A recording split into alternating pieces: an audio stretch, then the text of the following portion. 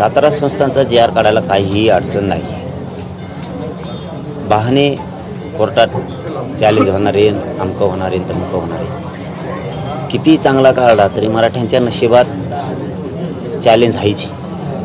कुणीतरी विरोधात जाऊन याचिका दाखल करतच, कुणीतरी विरोधात जाऊन चांगलं दिलं तरी आमच्या विरोधात जाते, चुकीचं दिलं तरी पण आमच्या विरोधात जाते. त्यामुळं सातारा संस्थांचा जी आर काढून टाकणं आवश्यक आहे. त्याला 94चा जी आरची नियमावली, 90च्या अध्यादेशाची नियमावली, 2001-2012चा कायद्यानुसार, 2012च्या कायद्यानुसार त्याला ती नियमावली लागू करावं.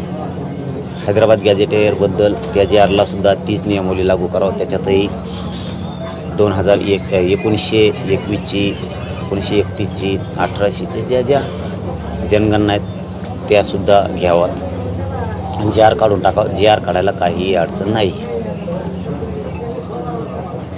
गुन्हे मागं घेण्यासाठी सरकारला अधिकार आहेत, गृह मंत्रालयाला अधिकार आहेत, विधी व न्याय मंत्रालय सरकारकडे आहे, मुख्यमंत्री साहेब